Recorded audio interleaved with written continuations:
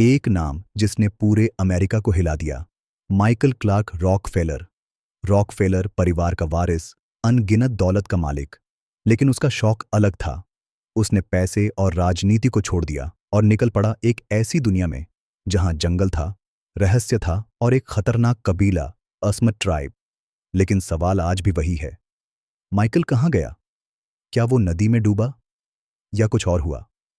Michael America के सबसे अमीर और ताकतवर परिवार में पैदा हुआ। रॉकफेलर नाम मतलब राजनीति, ताकत और अरबों डॉलर। लेकिन माइकल अलग था। हार्वर्ड से पढ़ाई पूरी करने के बाद उसने ठान लिया कि वो पैसे की दुनिया से दूर रहेगा। उसका सपना था इंसानी सभ्यता की जड़ों को समझना। और इसी सपने ने उसे पहुंचा दिया दुनिया के सबसे खतरनाक और रहस्यमयी जंगल में, Papua New Guinea. Papua New Guinea का अस्मत कबीला ये सिर्फ एक जनजाति नहीं थी।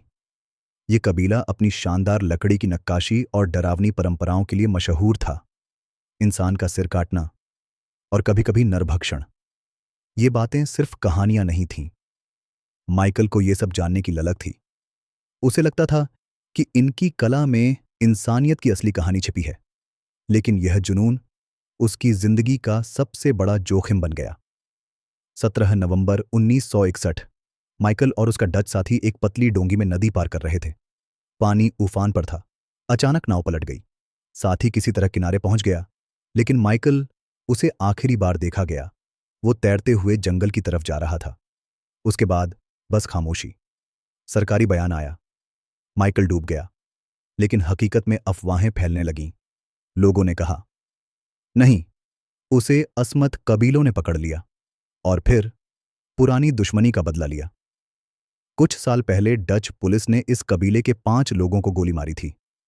क्या यह मौत उसी का बदला थी? कई साल बाद एक अमेरिकी पत्रकार कार्ल हॉफमैन ने किताब लिखी, सैवेज हार्वेस्ट। उसने कई कबीलों के लोगों से बात की। कई ने माना, हां, एक गोरे लड़के को मारा गया था। कुछ ने तो कहा, उसे मारकर खा भी लिया गया। यह सुनकर दुनिया सन्न रह गई। यह सिर्फ एक इंसान की गुमशुदगी नहीं थी। यह टकराव था दो दुनियाओं का। एक तरफ आधुनिक सभ्यता, दूसरी तरफ पुरानी परंपराएं। माइकल जो समझना चाहता था, उसी समझ ने उसे मौत के मुंह में धकेल दिया। तो क्या माइकल नदी में डूबा या कबीले की क्रूर रस्मों का शिकार हुआ?